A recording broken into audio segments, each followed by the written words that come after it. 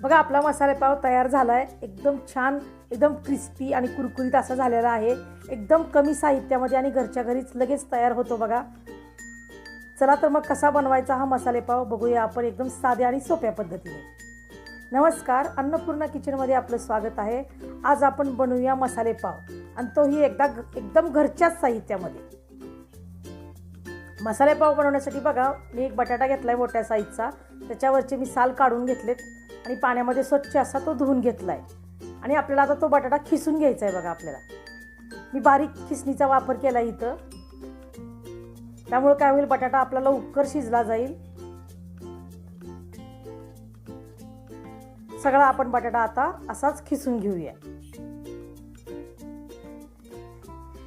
आता गॅसवर बघा मी पॅन ठेवलाय। पॅन आपण गरम करून घेऊया आणि आता आपण फोडणी देणार आहोत। 2 चमचे आपण तेल टाकूया पॅन मध्ये। तेल चांगलं गरम होऊ दे। गरम झालं की आपण त्यात मसाले टाकूया।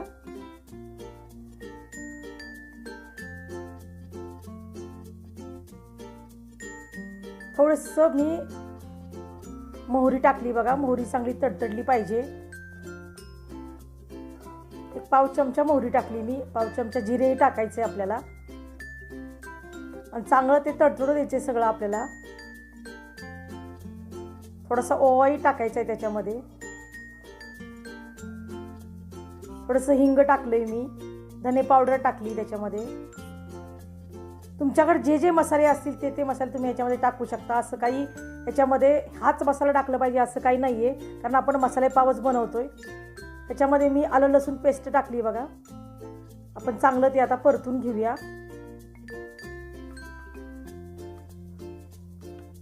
आता 2 कांदे मी मीडियम साईजचे चिरून घेतले ते बघा बारीक। ते कांदे त्याच्यामध्ये आपण चिरलेला कांदा टाकूया पॅन मध्ये आणि चांगला लालसर रंगावर येईपर्यंत आपण परतून घ्यायचा आहे तो आपल्याला। आता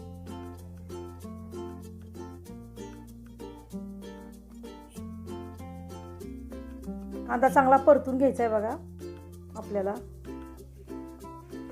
खूप छान, खूप मस्त होतो हा मसाले पाव घरच्या घरीच आणि एकदम कमी साहित्यामध्ये। आपण याच्यामध्ये कुठल्याही भाजीचा वापर याच्यामध्ये करणार नाही आहोत आणि एकदम साध्या सोप्या पद्धतीने सगळ्यांनाच करता येईल असाच आपण मसाले पाव करतोय आज।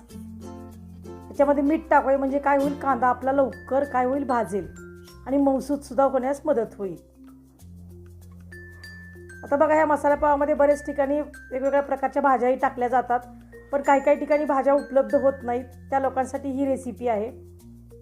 कांदा सगळीकडेच उपलब्ध होतो आणि फोडणी तर आपल्याला साधीच द्यायची आहे आणि त्याच्यामुळे घरात जे साहित्य असेल किंवा जे मसाले असतील ते मसाले आपण याच्यामध्ये आता ॲड करत जाऊया। थोडीशी हळद टाकायची आहे।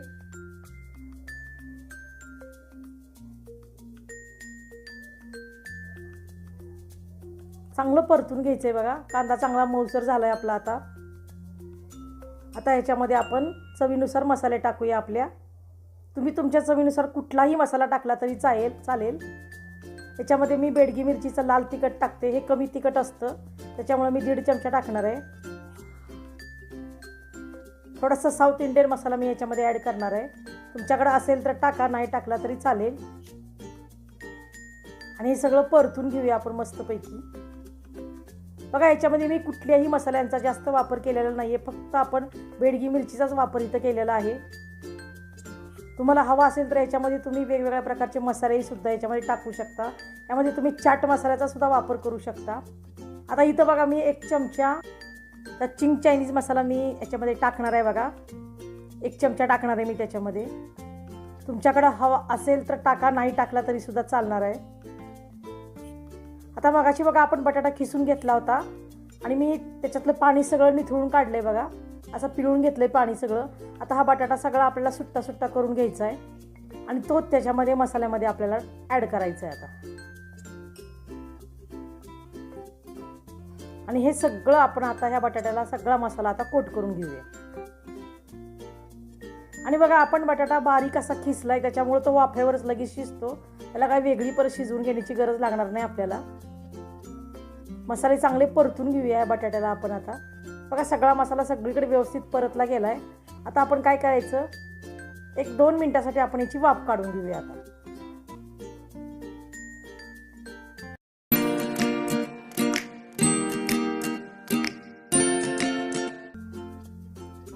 बघा वाफ काढून घेतली मी. आता मी पाव आणलेत आणि बेकरीत जे पाव मिळतात बघा आपल्याकडं, पावभाजीसाठी पाव आपण आणतो तेच पावांचा इथं वापर केलेला आहे मी.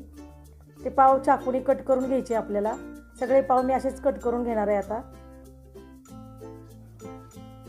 आपल्या मसाल्याला वाफ काढून झाली आहे बघा. आता आपण परत एकदा परतून घेऊया हे सगळं. बघा किती सुंदर कलर आलाय, खूप मस्त, आणि वासही खूप छान मस्त सुटलाय. आणि काही वेळ लागत नाही बघा, घरच्याच साहित्यामध्ये हे होऊन जातं. त्यामुळे मुलांना आपण वेगळं असं काही देऊ शकतो. तर असं काही दिलं तर मुलं बघा आवडीने निश्चितच खातील. आणखी 1-2 मिनटं मी वाफ परत काढून घेणार आहे. आता आपण वाफ काढून घेतली बघा. आता आपण गॅस बंद करूया आणि हे सगळं मिश्रण आपण थंड करून घेऊया. बघा बटाटा चांगला मस्तपैकी शिजतो आतमध्ये, कारण आपण खिसला आहे त्याच्यामुळे तो वाफेवरच लगेच शिजून जातो. गॅस बंद केला. आता थंड करून घेऊया हे मिश्रण सगळं आपण. आता हे मिश्रण थंड होतंय, आता बऱ्यापैकी थंड झालेलं आहे. आता आपण काय करूया, पावामध्ये ते मिश्रण भरून घेऊया. आता बघा छोटा पॅन ठेवला आहे मी गॅसवर. आता थोडंसं मेयोनीज लावणार आहे मी या साईडला. एका साईडला थोडंसं मेयोनीज लावणार आहे. तुमच्याकडे असेल तर लावा, नाही लावलं तरी सुद्धा चालणार आहे. माझ्याकडे आहे म्हणून मी हे लावते थोडं चटपटीत बनवण्यासाठी. तुम्ही इथं हिरवी चटणी, लाल चटणी लावली तरी सुद्धा चालेल.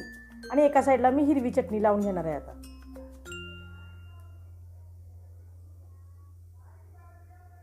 ही चटणी तुमच्याकडे असेल तर लावा, नाहीतर नाही लावली तरी सुद्धा आपल्याला चालेल.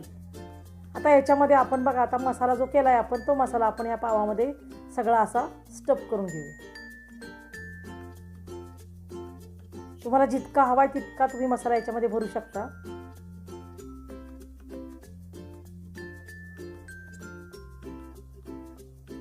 मी दोन्ही साईडनी थोडा थोडा मसाला भरलाय बघा. खूप मस्त टेस्ट लागते बघा, करून बघा नक्की तुम्ही हे. आणि थोडंसं पाव असा प्रेस करायचा. आणि गॅसवर आपण पॅन ठेवलाय बघा. आता पॅनमध्ये आपण बटर टाकूया. 1 चमचा मी बटर टाकलंय त्याच्यामध्ये बघा. बटर सगळं वितळलं की त्याच्यावर हा पाव जो आहे तो पाव आपण भाजून घ्यायचा मस्तपैकी. खरपूस असा आता आपण पाव भाजून घेऊया. वरच्या साईडने सुद्धा थोडंसं बटर आपण लावून घ्यायचंय. तुम्हाला जर बटरमध्ये हे भाजायचं नसेल तर तुम्ही इथं तेलाचा वापर किंवा तुपाचा वापर केला तरी सुद्धा चालेल. वरून मी जरा थोडंसं बटर लावून घेणार आहे. आणि बघा याची टेस्ट एकदम आपल्याला बाहेर जसा मसाले पाव मिळतो किंवा कच्ची दबिली मिळते बघा बाहेर, तशी टेस्ट लागते आपल्याला. तुम्ही इथं फक्त मसाल्यांचा वेगवेगळा वापर केला तरी सुद्धा चालेल. मेयोनीजच्या ठिकाणी तुम्ही हिरवी चटणी लावली किंवा लाल चटणी लावली तरी सुद्धा चालणार आहे. जे साहित्य आपल्याकडे असेल ते साहित्य लावलं तरी चालेल किंवा प्लेन असं ठेवलं तरी चालेल. फक्त मसाला त्याच्यामध्ये भरला तरी सुद्धा तो मसाले पाव खूप छान लागणार आहे आपल्याला. परत मसाला भरून घ्यायचा आपण बघा, व्हिडिओमध्ये दाखवले त्याप्रमाणे. आणि स्टफ करायचा तो पाव पूर्णपणे असा दाबायचा, दोन्ही हाताने प्रेस करायचा. आणि परत आपल्याला हा पाव बघू आपण पहिला आपला बघा कसा भाजून झालाय. पलटून बघूया आपण आता. बघा किती मस्त कलर आलाय, खूप छान कलर आलाय. वरच्या साईडने सुद्धा तुम्ही हवा असेल तर बटर थोडंसं लावू शकताय. नसेल लावायचं, नाही लावलं तरी सुद्धा चालणार आहे.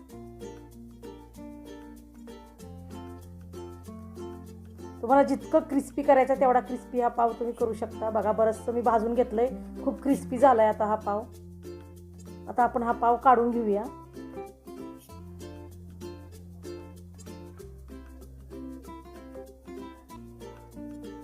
चमच्याच्या मदतीने मी हा पाव काढून घेतलाय.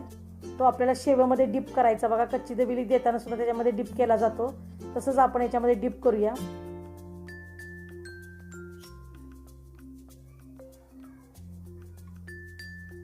आणि अशाच पद्धतीने दुसरेही पाव आपण असेच काय करूया, गरम करून घेऊया पॅनमध्ये.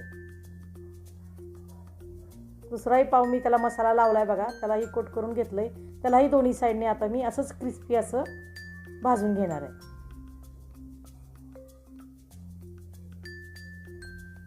त्यालाही वरतून थोडंसं बटर लावायचं आहे आपल्याला. बघा सगळे पाव माझे करून झालेले आहेत. इतके मस्त लागतात ना, खूप छान लागतात. तुम्ही नक्की करून बघा. आतून सुद्धा खूप मसाला आपला बघा किती मस्त स्टफ झाला आहे आणि खूप चविष्टही खूप लागतो, खूप मस्त लागतो. चटपटीत असा हा पदार्थ आहे. नक्की तुम्ही बनवून बघा. जर माझ्या रेसिपी आवडत असतील तर नक्कीच लाईक करा, शेअर करा आणि सबस्क्राईब करा.